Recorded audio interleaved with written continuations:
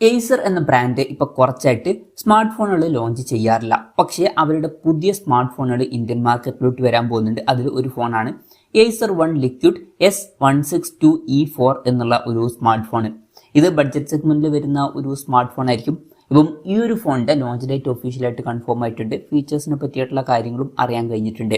എന്തായാലും ഈ ഒരു വീഡിയോയിൽ നമ്മൾ നോക്കാൻ പോകുന്നത് ഏസർ വൺ ലിക്വിഡ് S162E4 എന്നുള്ള സ്മാർട്ട് ഫോണിനെ പറ്റിയിട്ടാണ്. അപ്പോൾ നമ്മൾ ആദ്യം ഫീച്ചേഴ്സും കാര്യങ്ങളൊക്കെ നോക്കുകയാണെന്നുണ്ടെങ്കിൽ ഡിസ്പ്ലേയുടെ കാര്യത്തിൽ വളരെ ബേസിക് ആയിട്ടുള്ള ഡിസ്പ്ലേ ഫീച്ചേഴ്സ് ആയിരിക്കും ഇതിൽ വരിക. 6.5 ഇഞ്ചിൻ്റെ HD+ ഡിസ്പ്ലേ ആയിരിക്കും വരിക. ഇതിൽ ഫുൾ HD റെസൊല്യൂഷൻ വരില്ല, HD റെസൊല്യൂഷനേ വരുള്ളൂ.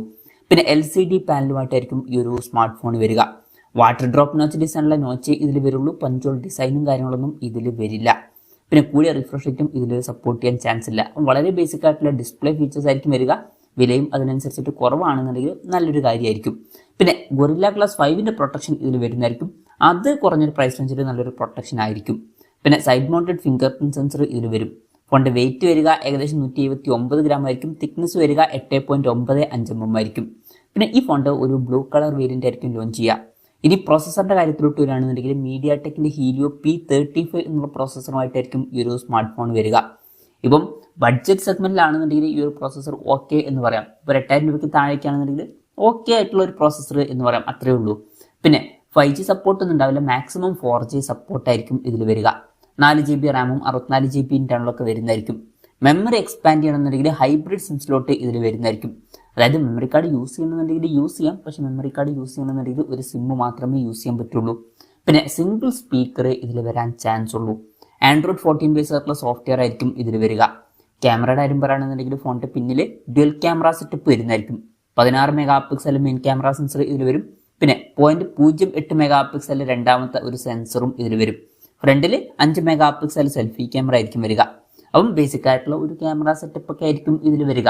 ബാറ്ററിയുടെ കാര്യത്തിൽ 5000 mAh ബാറ്ററി വരുന്നതായിരിക്കും. പിന്നെ ഫാസ്റ്റ് ചാർജിങ് സപ്പോർട്ട് ഒന്നും ഉണ്ടാവില്ല. 10 വാട്ടിന്റെ ചാർജിങ് സ്പീഡ് ആയിരിക്കും ഇതിൽ വരിക. Type-C ചാർജിങ് പോർട്ടും വരുന്നതായിരിക്കും. അപ്പം ബേസിക് ആയിട്ടുള്ള ഒരു ബാറ്ററി സെറ്റപ്പ് ആയിരിക്കും ഇതിൽ വരിക. അപ്പം ഇതൊക്കെയാണ് ഫീച്ചേഴ്സിനെ പറ്റി പറയാനുള്ള കാര്യങ്ങൾ. ഇനി ലോഞ്ച് ഡേറ്റിന്റെ കാര്യം പറയുകയാണെന്നുണ്ടെങ്കിൽ മാർച്ച് 25-നാണ് ഈ സ്മാർട്ട് ഫോൺ ഇന്ത്യൻ മാർക്കറ്റിൽ ലോഞ്ച് ചെയ്യാൻ പോകുന്നത്. ലോഞ്ച് ഡേറ്റ് ഇപ്പോൾ കൺഫേം ആയിട്ടുണ്ട്. പിന്നെ വിലയുടെ കാര്യം പറയുകയാണെന്നുണ്ടെങ്കിൽ അതിനെ പറ്റിയിട്ടുള്ള കാര്യങ്ങൾ അറിയാൻ കഴിഞ്ഞിട്ടില്ല. എന്നാലും നമ്മുടെ ഒരു എക്സ്പെക്ടേഷൻ പറയുകയാണെന്നുണ്ടെങ്കിൽ ഫീച്ചേഴ്സ് ഒക്കെ വെച്ച് നോക്കുമ്പോൾ മിക്കവാറും 8000 രൂപയ്ക്ക് താഴെയായിരിക്കും ഈ ഫോണിന്റെ വില വരിക. ഒരു 7000 രൂപ പ്രൈസ് റേഞ്ചിൽ അല്ലെങ്കിൽ 6000 രൂപ പ്രൈസ് റേഞ്ചിലൊക്കെ ആയിട്ട് ഈ സ്മാർട്ട് ഫോൺ നമുക്ക് എക്സ്പെക്ട് ചെയ്യാവുന്നതാണ്. കൺഫർമേഷൻസ് ഒന്നുമില്ല, ജസ്റ്റ് നമ്മുടെ എക്സ്പെക്ടേഷൻ പറഞ്ഞു എന്നേ ഉള്ളൂ.